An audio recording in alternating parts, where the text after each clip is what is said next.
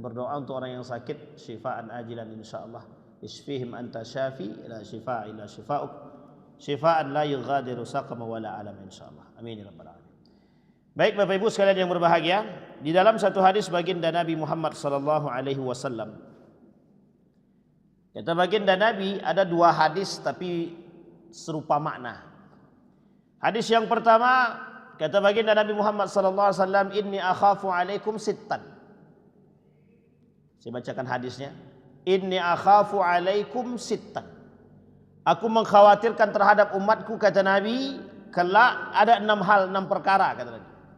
Yang pertama, imaratus sufaha wa safkud dima wa bai'ul hukmi wa qati'atur rahim wa nashwun yattakhiduna al-Qur'ana mazamira wa kasratus syurati. Hadis ini dihukumi sahih. Salah satu ulama yang mengatakan ini hadis sahih Al-Albani dalam kitabnya Sahihul Jami'.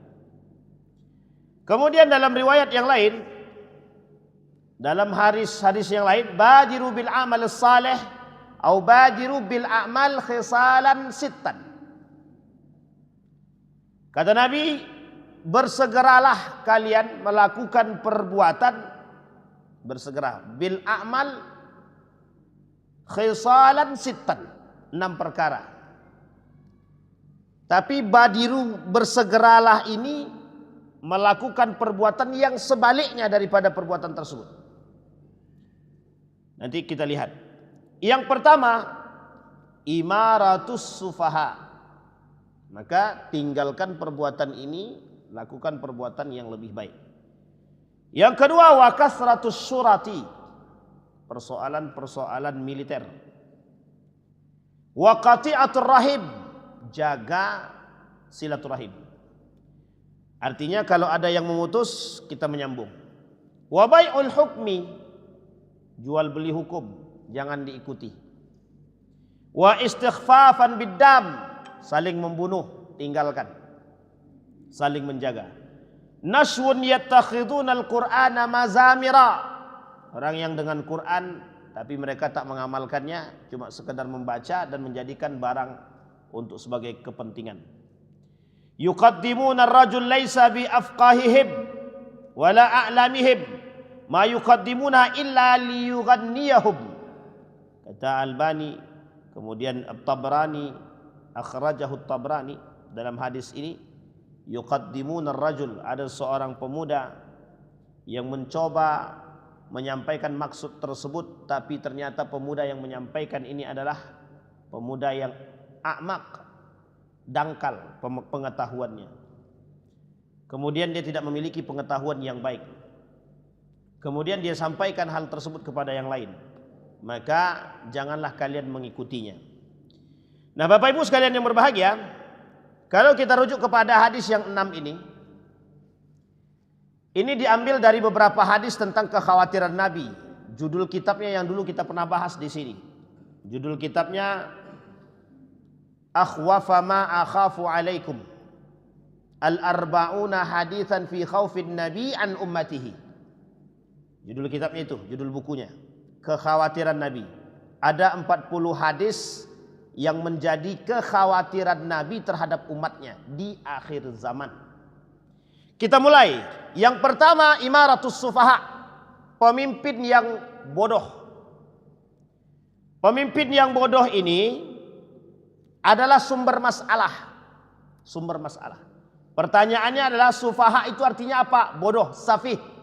Safihun artinya bodoh, juhal, jahil. Kalau bahasa wanabut, bahlul. Itu bahasa wanabut, bahlul ente katanya. Nah, itu artinya bodoh namanya. Tapi tak ada dalam bahasa Arab yang beneran ya. Bahasa Arab beneran itu tidak ada. Bahlul itu tidak ada. Cuma dalam bahasa harian saja. Bahlul ente. Itu cuma bahasanya wanabut.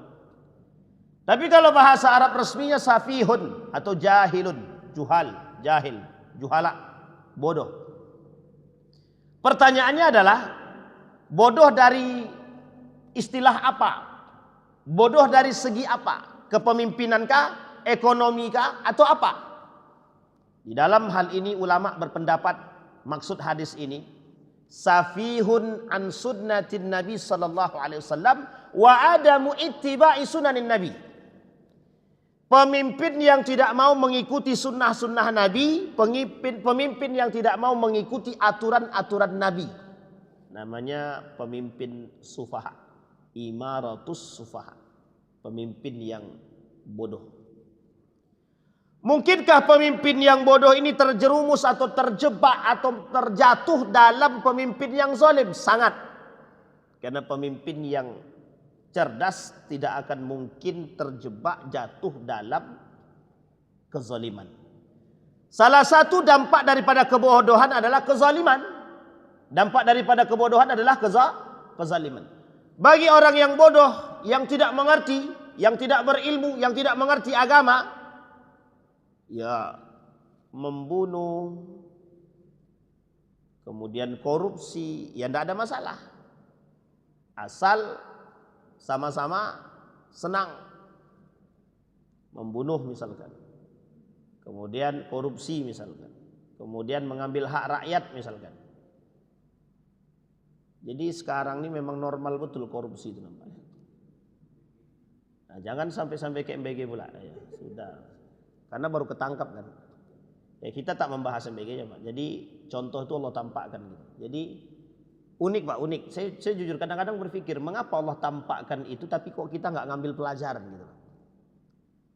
Orang kok masih berebut-rebut mau jadi pemimpin sementara mereka terjebak dalam narapidana, kezaliman. Tapi kok masih rebutan gitu. Kalau bahasa gaulnya, kalau mau tahu Bapak Ibu bahasa gaulnya, kepedean. Sok mampu meninggalkan tradisi yang buruk, tapi justru terjebak. Coba Bapak Ibu pikir, coba kita pakai rasional saja. Kok bisa? Itu terang-terangan ya, terang-terangan dihukumi penjara koruptor. Kok masih banyak yang rebutan? Kira-kira setelah masuknya misalkan kepala tadi ke dalam penjara, kira-kira masih banyak enggak yang mau rebutan jadi kepala BGN itu? Pasti banyak rebutan. Nah, itulah yang saya tak masuk akal tuh. Kenapa gitu loh? Itulah yang disebut dengan iman tak ada tadi. Jangan tersinggung. Karena kalau dia beriman pasti enggak mau dia, Pak. Nah, kembali kepada tadi, itulah yang disebut dengan imaratus sufaha tadi. Itulah yang disebut dengan kebodohan. Yang dimaksud di situ adalah kebodohan pada aspek sunnahnya Nabi.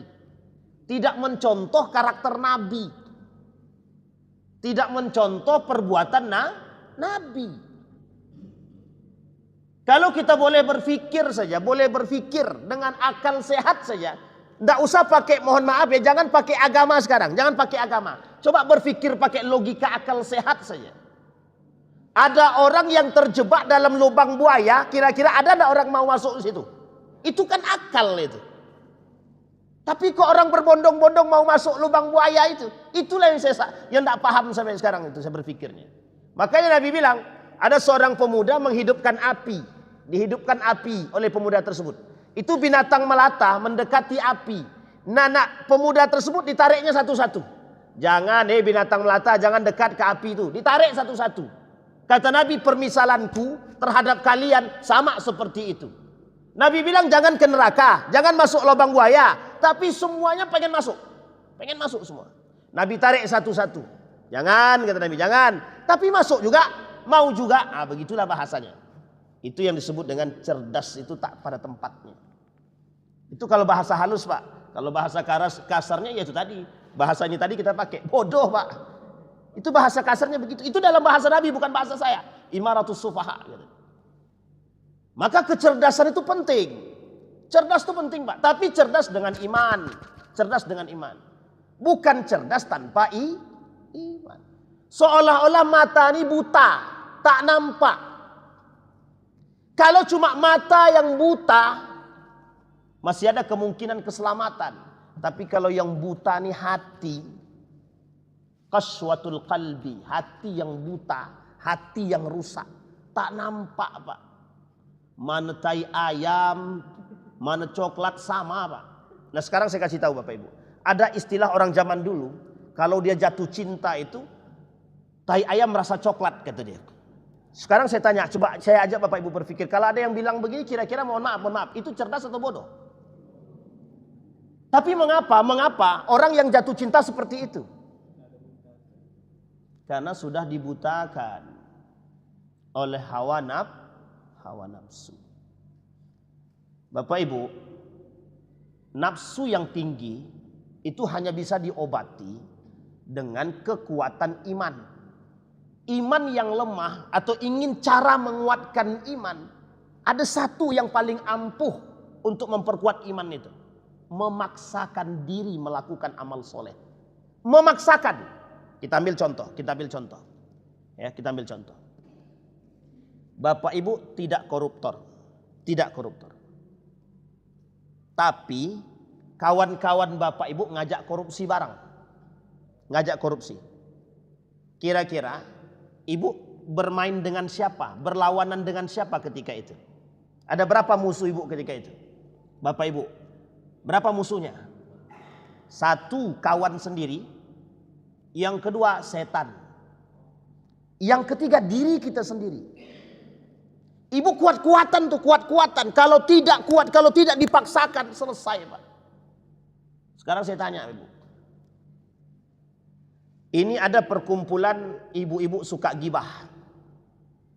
Ini ada ibu yang tak suka gibah. Cuma kalau dia tak gabung tak dapat kawan. Kalau dia bergabung tergantung iman. Kalau imannya kuat selamat. Tapi kalau tak kuat iman pasti terjebak juga.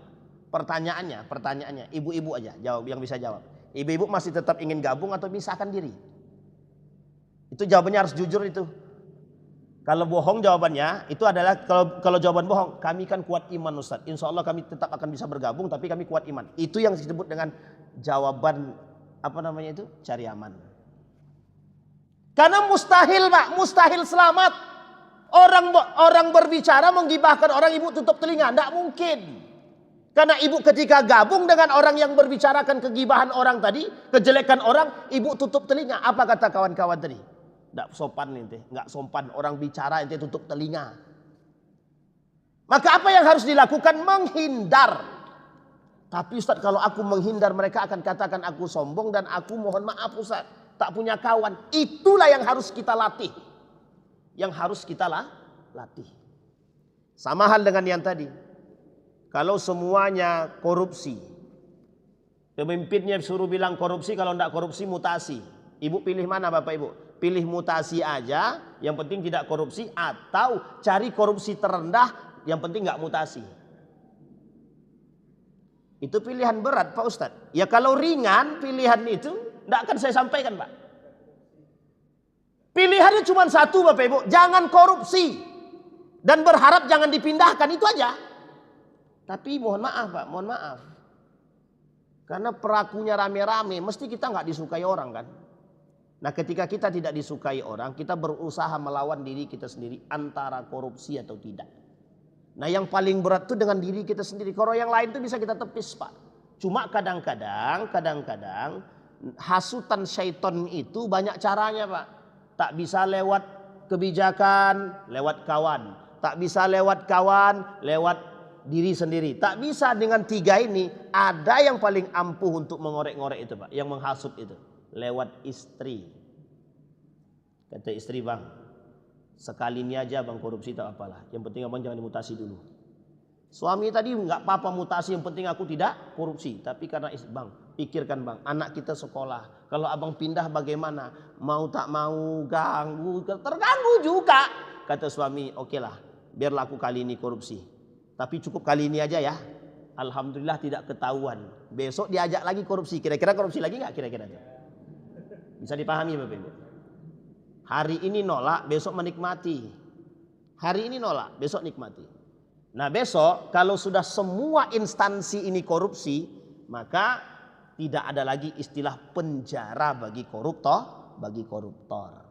Nah terus bagaimana Pak Ustadz? Semuanya akan melakukan korupsi. Dan apa yang akan muncul? Akan muncul fatwa kehalalan atau kemubahan korupsi. Bisa dipahami Bapak Ibu? berdampak negatif besar atau tidak. Itulah kalau mohon maaf pemimpinnya supaha.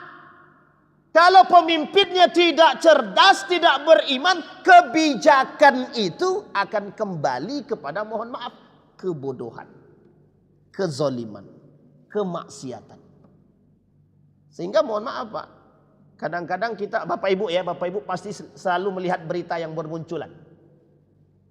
Di Makassar itu pemimpinnya, gubernur Makassar itu buat perda tentang menghalau sampai ke akar-akarnya. Berharap nih Riau juga begitu Pak.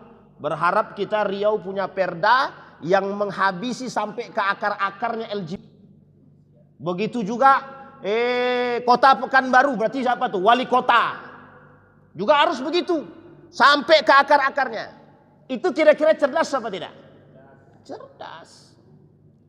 Tapi kalau ada satu daerah, kepala daerah justru mendukung korupsi bagaimana? Justru mendukung kezaliman, kemaksiatan, zina, narkoba, minuman keras misalkan. Kira-kira cerdas apa tak cerdas itu? Kenapa dikatakan bodoh? Karena mohon maaf Bapak Ibu memberikan peluang kepada kehancuran kepada masyarakat. Satu, imaratus sufa. Nah sekarang begini, ada enggak kemungkinan kita melahirkan generasi pemimpin-pemimpin yang cerdas? Ada. Dimulai dari siapa? Dimulai dari orang tua. Bapak Ibu sediakan, Bapak Ibu berikan tempat, Bapak Ibu berikan ruang kepada anak di rumah yang pendidiknya langsung Bapak Ibu. Jangan orang lain dulu. Setelah Bapak Ibu berikan ruang pendidikan kepada anak, dikasih. Ini mohon maaf ya Bapak Ibu untuk memberikan peluang ke depan. Muhammad Al-Fatih tak lahir ceplok langsung jadi pemimpin cerdas, tidak Pak. Salahuddin Al-Ayyubi lahir ceplok langsung jadi orang cerdas, tidak. Umar bin Khattab dikenal sebagai Umar bin Khattab ini dikenal sebagai orang yang tidak baik dulunya. Tapi dalam kabilahnya baik, di luar tak baik. Fudail bin Iyad, preman pada masanya. Tukang palak, pakang segala macam. Namanya Fudail ibn Iyad. Boleh dicek dalam sejarah. Perampok terkenal pada masanya. Bahkan gembongnya perampok ternama pada saat itu yang tidak ada saingannya. Masuk Islam. Jadi pemimpin dia. Baik dia. Maka dibuat dalam catatan sejarah itu perampok yang bertobat namanya. Kalau sekarang ini bukan perampok yang bertobat. Yang bertobat jadi perampok. Dibalik kalimatnya. Apakah orang-orang soleh ini lahir langsung? Dari lahir sudah soleh duluan. Ada yang iya, ada yang tidak. Contoh. Kemarin kami bahas di Masjid Mukhlisin Pancasila. Seorang sahabat Nabi. Yang bernama, siapa namanya? Usamah ibn Zaid. Usamah ibn Zaid, pendidiknya langsung Nabi. Kira-kira baik enggak? Maryam, yang didik Zakaria, kira-kira baik enggak? Bisa dipahami Bapak Ibu. Mungkin tidak bagi Usamah ibn Zaid itu melahirkan generasi-generasi perampok? Mungkinkah bagi Usamah ibn Zaid melahirkan generasi-generasi koruptor? Kemaksiatan, pezina, penarkoba? Mungkin tidak? Tidak Pak. Karena siapa yang mendidik Usamah ibn Zaid? Nabi langsung. Siapa ayahnya? Zaid ibn Harisah. Siapa Zaid ibn Harisah itu? Zaid ibn Harisah budaknya Nabi. Yang langsung diangkat oleh Nabi jadi anak angkatnya. Siapa ibunya Usamah ibn Zaid? Ibunya Ummu Aiman. Siapa Ummu Aiman itu? Budaknya Abdullah. Siapa Ummu Aiman itu? Budaknya Abdullah. Siapa budaknya Abdullah itu? Yang kelak menjadi ibu angkatnya Nabi. Ibu angkatnya Nabi. Adakah kemungkinan lahir generasi yang buruk? Mohon maaf, dari orang tua yang buruk. Ya. Tapi kalau orang tuanya, bapak ibunya baik, anak kandungnya bejat, yang salah siapa? Orang tuanya atau lingkungan? Bisa dipahami Bapak Ibu. Kecerdasan orang tua memberikan pendidikan kepada anak. Kalau orang tuanya cerdas, beriman dia, tidak mungkin anaknya dimasukkan ke tempat yang mohon maaf, di situ pelaku zina semua. Saya kasih contoh. Bapak Ibu rajin sholatnya, tapi tidak hafal Quran. Cuma punya cita-cita anaknya jadi penghafal Quran. Sekarang saya tanya, Bapak Ibu punya cita-cita anaknya di penghafal Quran nggak? Punya. Sekarang anaknya sekolah mana? SMA atau SMK? Kira-kira kalau SMA atau SMK jadi penghafal Quran atau tidak? Itu baru sisi itu belum tentu baik dan belum tentu buruk. Tapi kalau mohon maaf di dalam tuh semuanya pecundang, penjahat, Bapak Ibu masukkan anak tuh di situ. Tapi Bapak Ibu soleh orang tuanya, dimasukkan anak ke lingkungan itu, dibiarkan dia berbaur dengan orang-orang penjahat, jadi apa, Pak? Ini yang disebut dengan kecerdasan, Pak. Cerdas tuh di situ. Bukan berarti orang tua profesor, anaknya pasti jadi profesor, belum tentu. Ada profesor punya anak sama sekali tidak pernah kenal dengan orang tuanya. Kira-kira bejat nggak tuh, Pak? Parah nggak tuh? Itu jauh lebih parah, Pak. Ada seorang yang bergelar doktor, IQ-nya cerdas, bergelar doktor, tapi mohon maaf pelecehan seksual dia lakukan di universitas. Pernah dengar kasus di Riau ini terjadi pelecehan seksual di salah satu instansi lembaga pendidikan? Pernah kedengaran, Pak? Baru-baru ini. Itu pelecehan seksual. Tapi gelarnya apa? Mohon maaf. Saya tanya Bapak Ibu, itu cerdas apa tak cerdas? Dalam bahasan ini namanya sufaha dia. Bodoh dia. Bodoh dalam urusan menjalankan sunnah Nabi. Dia tak mengikuti sunnah Nabi. Dia tak menjalankan sunnah Nabi. Maka wajar kata Nabi di akhir zaman itu yang lahir generasi-generasi yang benci, yang tak suka dengan sunnah-sunnah Nabi. Kenapa dimulai oleh generasi-generasi yang terhasut oleh hawa nafsu? Itu yang pertama. Pendidikan harus dimulai dari orang tua. Kalau sudah terlanjur bagaimana Pak Ustadz? Tidak ada kata terlambat. Kalau orang tua sudah masukkan anaknya ke sekolah dan ternyata di sekolah tersebut ada ruang, mohon maaf, kejahatan bagi anak tadi, maka segera pindahkan atau ada ataunya. Berikan keseimbangan pendidikan agama kepada mereka baik di rumah maupun di masjid ataupun di tempat-tempat yang lain. Kalau tidak, bersegeralah dan bersiaplah untuk menampung dampak dari apa yang kita tanam. Kita akan memetik sesuatu yang kita tanam. Kalau yang kita tanam kejahatan, kira-kira kita petiknya apa? Kalau kita tanamnya kates, yang kita petik nangka atau salak. Pasti pilihan lain kan, Pak? Tidak mungkin pilihannya itu. Bisa dipahami Bapak Ibu ya? Kalau kita tanamnya nanas, mesti kita harus petiknya nanas kan? Sekarang tergantung, Pak. Bapak Ibu nanam nanas, pengennya nanasnya busuk atau matang, yang bagus, yang manis. Maunya yang mana? Yang warnanya hijau kekuning-kuningan, yang rasanya manis, yang matanya tidak terlalu tajam. Mau yang mana? Atau yang busuk? Mesti semua orang pengennya yang bagus. Cuma nanamnya asal-asalan. Itu masih mending hidup. Kalau mati dia. Wah, bisa dipahami Bapak Ibu ya. Ini logika, Pak. Cara berpikir. Itu yang disebut dengan cerdas itu. Menurut Bapak Ibu Rocky Gerung itu cerdas enggak? Ini kita tembak aja. Menurut Bapak Ibu cerdas enggak Rocky Gerung itu? Cerdas apa tidak? Tapi dalam urusan agama cerdas enggak dia? Ini dia. Bisa dipahami Bapak Ibu. Orang yang tidak menjalankan sunnah Nabi tidak bisa dikatakan cerdas. Kata Nabi, kata para ulama, yang dimaksud dengan imaratus sufaha itu pemimpin yang takut dengan Allah, pemimpin yang mau dekat dengan Allah, pemimpin yang menjalankan sunnah-sunnah Nabi. Apa salah satu contoh sunnah Nabi dalam kepemimpinan itu? Satu, Nabi selalu memberikan kebijakan-kebijakan itu, kebijakannya selalu sehat, bagus, baik. Kebijakannya selalu menguntungkan masyarakat dan orang-orang lemah. Ini saya kasih satu contoh. Saya kasih satu contoh kebijakan Nabi terhadap rakyat yang tidak mampu. Bapak Ibu pernah dengar hadis, apa hukumnya daging kurban lebih dari 3 hari di rumah? Ini kita rujuk hadisnya, Apa hukumnya? Kalau rujuk kepada hadisnya hukumnya haram. Sekarang saya tanya, siapa di antara Bapak Ibu yang di dalam lemari esnya masih ada daging kurban? Masih ada semua kan? Kalau merujuk kepada hadis ini tadi, hadis Nabi ini tadi, haram berarti. Wih, Ustaz ini keras betul. Enggak, tenang, saya tak keras. Haram Pak kalau merujuk kepada hadis Nabi. Tapi kebijakan ini kebijakan Nabi loh. Nabi ambil kebijakan ini ada tujuannya, ada. Tujuan Nabi untuk maslahat. Padahal kalau kita boleh korek-korek, itu kan daging haknya kami.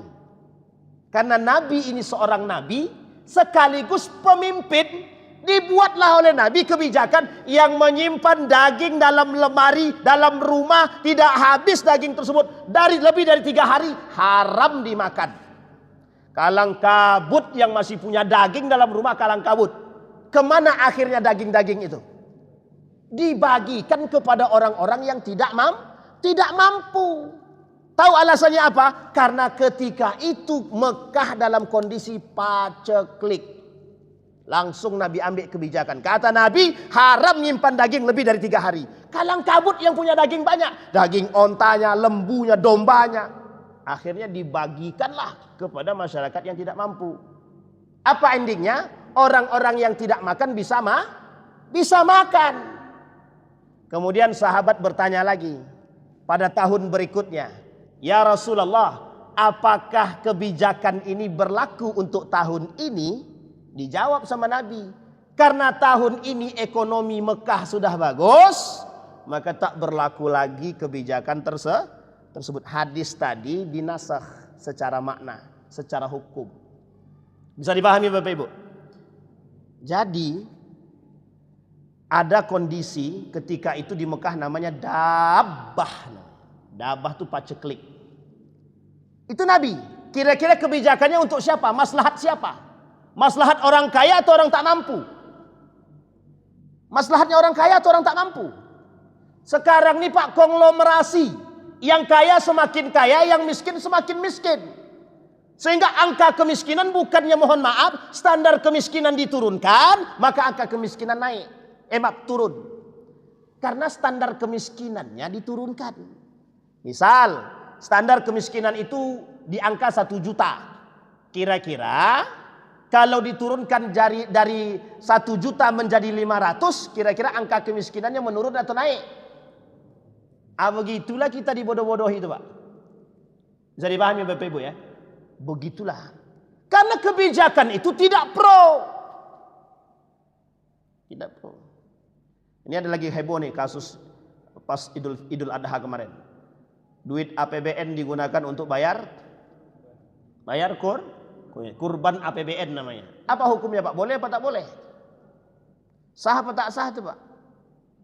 Ini kebijakan Pak. Kebijakan. Bapak Ibu yang bilang tidak sah berarti belum baca itu. Bapak Ibu yang bilang sah berarti sudah pernah baca berarti dia. Bapak Ibu, kalau duit itu diambil dari APBN, secara hukum, kita bicara hukum ya, hukum fikih ya. Tidak ada masalah Pak, silakan. Pemimpin boleh kok. Pemimpin boleh ngambil duit di Baitul Mal. Boleh ngambil uang di Baitul Mal untuk apa? Untuk dibelikan daging kurban atau sapi kurban, boleh. Untuk masyarakatnya boleh, sah-sah saja. Hukumnya sah. Bahkan ulama berbeda pendapat. Di antara perbedaan pendapat para ulama ini, banyak ulama yang menyepakati hukumnya boleh dan sah. Itu saya tanya langsung sama Dr. Mawardi Muhammad Saleh. Apa jawaban Dr. Mawardi Muhammad Saleh? Sah-sah saja katanya. Sekarang coba Ibu bayangkan, itu duit digunakan untuk yang lain, untuk maksiat. Bapak Ibu setuju mana? Untuk maksiat atau untuk daging kurban? Iya kan? Daripada dikorupsi orang? Itu pun tadi korupsi atau tidak, tak tahu lah kita kan. Bisa dipahami Bapak Ibu? Itu yang disebut. Maka mohon maaf secara hukum, pertanyaan muncul. Emang ketika itu kondisinya bagaimana? Oleh sebagian ulama mengatakan ketika itu Baitul Malnya sedang sehat, kondisi ekonomi rakyatnya pun sedang dalam keadaan baik.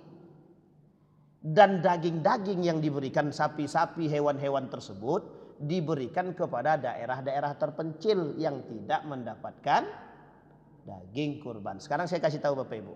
Saya baru dapat laporan beberapa hari yang lalu. Di Pekanbaru ini ada 3 daerah yang kami temukan tidak ada dapat kurban sama sekali. Itu Pekanbaru. Pekanbaru. Kalau saya boleh menyarankan kepada ketua masjid, ke depan kalau ada sapinya banyak, tolong cari satu tempat yang memang tidak dapat sapi ataupun kambing. Tolong dioper ke sana. Ini sebenarnya tugasnya pemerintah. Saya sudah sampaikan kepada Bapak Kakanwil, kepala kantor, itulah pokoknya. Pokoknya Kakanwil. Kebetulan saya ngisi ceramah subuh di tempat beliau dan beliau ada. Itulah yang saya harapkan. Alhamdulillah ketemu dan saya sampaikan sama beliau. Ada 3 daerah yang tidak, mohon maaf, tak dapat daging. Bukan tak dapat daging, tidak ada hewan yang mau dipotong. Sekarang kalau tidak ada hewan yang mau dipotong, kalau kata Dr. Mawardi Muhammad Saleh, Idul Adha itu hari apa? Hari bergembira. Lah bagaimana orang bergembira kalau tidak ada kambing yang dimakan? Tidak ada kambing sapi yang dimakan. Tidak ada bahagia-bahagianya, Pak. Nah, ini poin penting. Sementara masjid yang lain sedang berkelahi. Ini tulang untuk siapa? Kepala untuk siapa? Kata dia. Nah, kita berkelahi ternyata masih ada yang belum dapat daging. Kembali kepada poin tadi, Bapak Ibu, itu etikanya boleh dipakai kalau kondisi rakyatnya sedang aman. Ini etika bukan hukum. Kalau kita bicara hukum sah-sah saja, tapi kalau kita berbicara etika harus melihat kondisi. Tapi kalau kondisi rakyat itu tak mampu, diambil dari duit APBN untuk, mohon maaf, memberikan makan kepada masyarakat yang tak mampu melalui daging kurban, itu sah-sah saja, Pak. Boleh-boleh saja. Tapi sebaliknya, kalau hanya untuk, mohon maaf, sesuatu pencitraan dan lain sebagainya, maka tak sebaiknya itu dilakukan. Ditambah dengan himpitan ekonomi yang kian parah. Berapa belas ribu $1 sekarang? Sampai 18, 17 sekian lah ya, 17.000 sekian, belum sampai 18.000. Zamannya Habibie 16.000 sudah hancur, Pak. Zamannya Habibie. Kemudian diturunkanlah oleh Habibie dari 16.000 jadi 9.000 atau 10.000? 9.000 ya, 9.000. Alhamdulillah. Nah, kita berharapnya ada keajaiban dari langit, dari 17.000 sekian berubah jadi 2.000 atau 3.000. Ya paling tidak turun jadi 10.000 kan lumayan lah.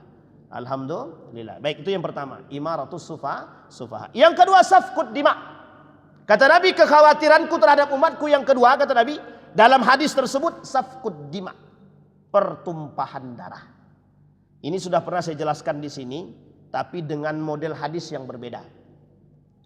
Wala taqtulun nafsan allati harramallahu illa bil haqqi wala yaznun. Surat Al-Furqan. Di halaman terakhir dari surat tersebut. Kata Allah, jangan kalian saling berbunuhan atau membunuh orang kecuali yang dibenarkan dalam agama. Pernah saya sampaikan di sini, nyawa manusia ini itu haram, Pak. Keharaman jiwa manusia ini sama keharamannya seperti agama, harga diri, barang-barang yang kita miliki sama, Pak, keharamannya. Dan sama haramnya seperti hari-hari yang diharamkan. Contoh, ada bulan-bulan haram dalam 1 tahun itu, ada 4, ya, ada 4 bulan-bulan haram tersebut. Nah, di antara bulan-bulan haram ini, keharaman bulan-bulan ini, kesuciannya sama dengan jiwa kita nih. Kahurmati yaumikum hadza wa fi baladikum hadza wa fi syahrikum hadza, kata Nabi. Jadi tidak bisa sembarangan kita membunuh orang, Pak. Orang yang membunuh satu manusia, faka'anna maqatalan nasa jami'an, semua seperti membunuh semua manusia. Tapi sekarang perhatikan baik-baik, begitulah darah manusia itu begitu murah hari ini. Dikit-dikit masalah tusuk, dikit-dikit masalah bunuh, dikit-dikit tembak, dikit-dikit ini segala macam, bunuh. Jadi tak ada lagi harganya jiwa manusia. Sekarang saya tanya Bapak Ibu, apa sebabnya jiwa manusia itu tak berharga? Apa sebab? Apa sebab orang mudah melakukan pembunuhan? Apa sebab? Jawabannya sederhana saja, nafsunya ketinggian. Mohon maaf ya Bapak Ibu ya, nafsunya kalau bahasa kita nih sekarang nih kesetanan. Kesetanan. Beberapa waktu yang lalu ada seorang bapak-bapak konsultasi begini, Ustadz, aku tadi marah besar sama bini aku. Marah besar, Ustadz. Saking besarnya marah aku nih tadi, Ustadz, keluarlah, hilang akal aku nih, Ustadz. Langsung aku ceraikan dia. Itu namanya kesetanan. Kemudian dia tanya, kira-kira Ustadz, aku masih sayang sama bini aku, Ustadz. Nah, itulah yang kita sebut dengan kebodohan yang nyata tadi, Pak. Aku masih sayang sama bini aku, Ustaz. Kira-kira masih boleh enggak aku kembali, Ustaz? Kira-kira jatuh enggak talak aku tadi, Pak Ustaz? Memang ikhtilaf para ulama. Satu di antaranya Syekh Ibnu Taimiyah. Ini yang banyak dipakai oleh Kementerian Agama. Dia dipakai oleh Pengadilan Agama. Pendapatnya Ibnu Taimiyah nih.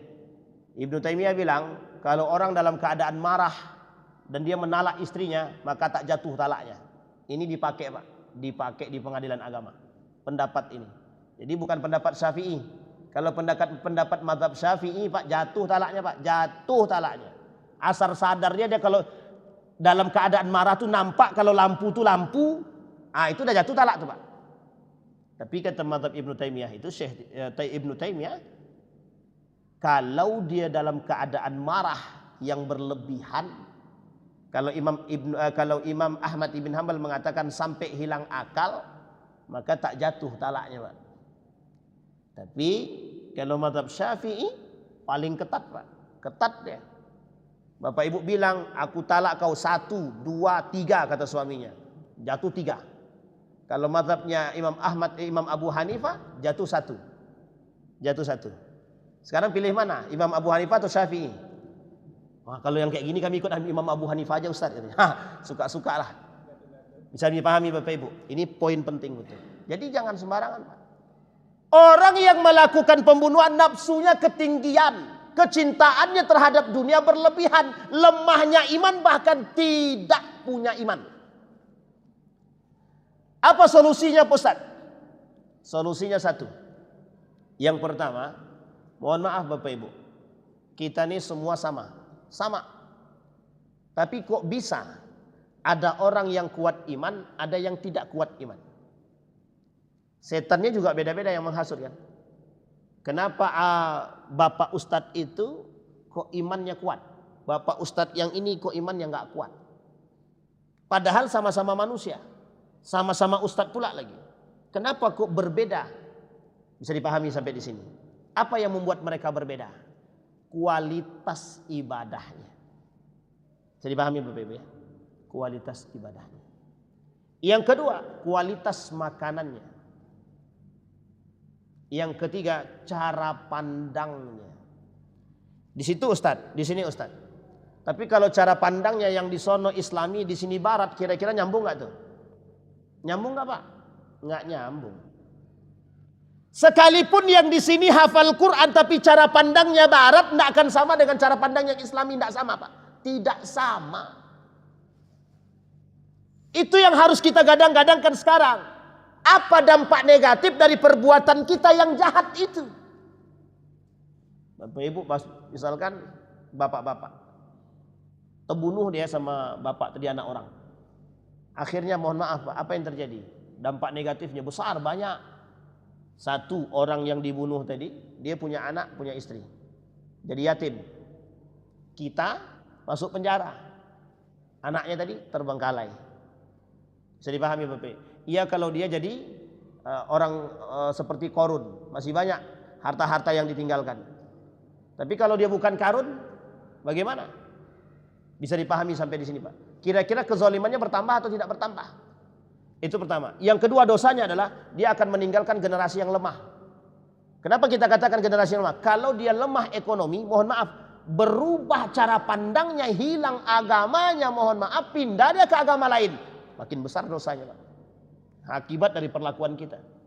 Begitu juga pada orang yang keluarga yang membunuh tadi dan keluarga yang dibunuh. Tekanannya berat Pak, berat. Makanya faka'annama qatalan nasa jami'an. Sama halnya seperti membunuh semua umat manusia. Dosa besar Pak. Dalam kitabnya Syamsuddin Az-Zahabi, pelaku seperti ini namanya pelaku dosa besar. Ini membunuh. Nah, solusinya apa Ustaz? Tolong perhatikan baik-baik. Sebelum berbuat, berfikirlah. Berfikirlah. Nafsu jangan ditinggikan Pak. Nafsu jangan ditinggikan. Kalau saya boleh menyarankan, saya pernah sampaikan di sini Pak. Di sini saya pernah bahas 2 kitab. Yang pertama tentang kekhawatiran, yang kedua tentang halal haram. Saya berharap betul kepada kita semua Pak. Meskipun cuma 1.000 rupiah, kalau itu halal, lebih baik dikonsumsi daripada 10 juta tapi haram semua. Saya cuma mengatakan itu saja Pak. Pengaruh baik dan buruknya terhadap makanan yang halal dan haram tadi sangat memberikan potensi yang besar. Bapak Ibu rajin sholat, tapi yang Bapak Ibu makan yang haram, mungkin Bapak Ibu tak kecipratan, anak Bapak Ibu bisa kecipratan, suami bisa kecipratan, anak-anak bisa kecipratan. Dan Bapak Ibu berpotensi berkecipratan daripada hal yang haram tadi. Kira-kira kalau orang makan yang haram, kira-kira perilakunya baik atau buruk? Coba perbaiki itu dulu. Perbaiki dulu. Yang kedua, berhenti main yang haram-haram, Pak. Berhenti ikut ribawi. Berhenti. Berhentilah dengan urusan riba. Berhentilah. Allah perangi. Cara Allah memerangi, menghancurkan bisa. Allah hancurkan rumah tangganya, Allah hancurkan ekonominya, Allah hancurkan semuanya. Semuanya Allah hancurkan. Satu-satu. Jadi selagi orang itu masih main riba meskipun cuma 1.000 saja, Allah hancurkan secara perlahan.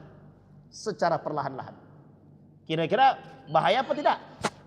Bahaya apa tidak?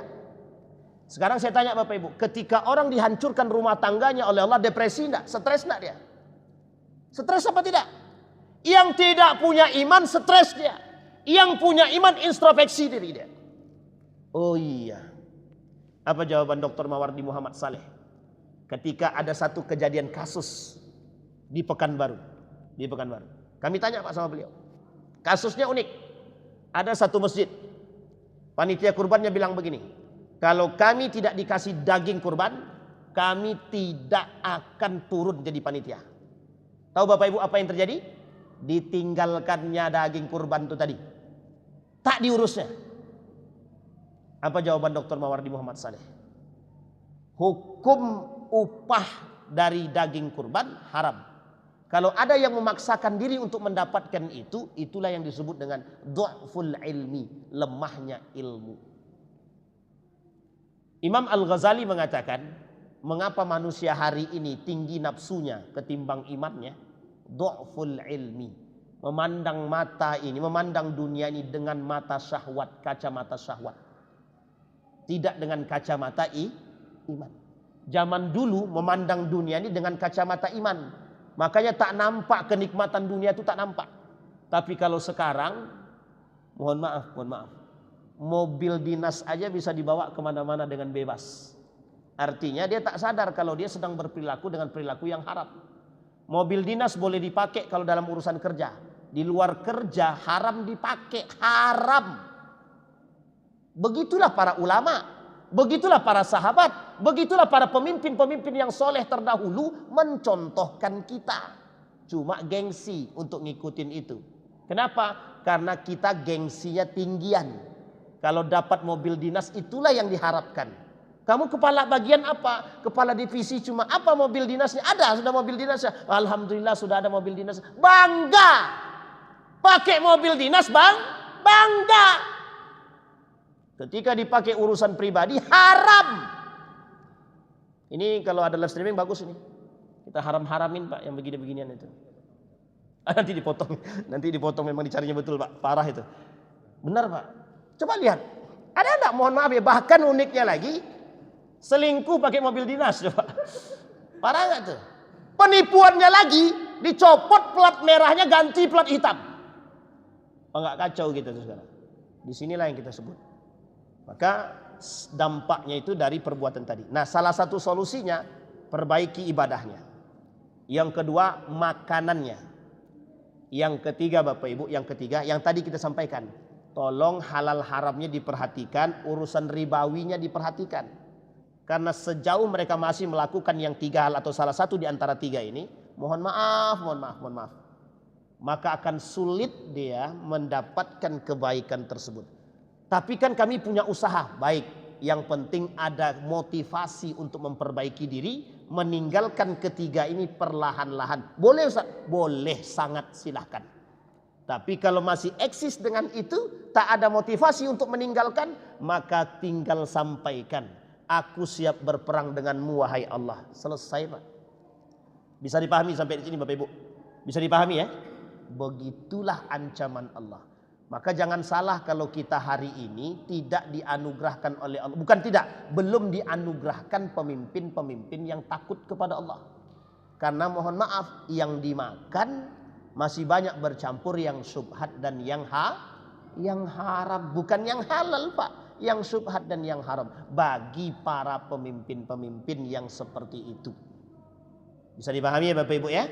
Maka salah satu solusinya sudah kita sampaikan, perbaiki ibadah, perkuat makanan yang halal, jauhi yang disebut dengan yang sifatnya riba. Allah tak akan berhenti memerangi siapapun. Fa'zanu biharbim minallah. Maka Bapak Ibu sekalian yang berbahagia, dua hal sudah kita sampaikan, imaratus sufaha dan safkud dima. Mudah-mudahan ada waktu, jika Allah izinkan di pertemuan yang akan datang, maka kita akan sampaikan sisanya 3, 4, 5, 6 insyaallah. Mudah-mudahan ada manfaat. Fa'tabiru ya ulil absar la'allakum tuflihun. Assalamualaikum warahmatullahi wabarakatuh.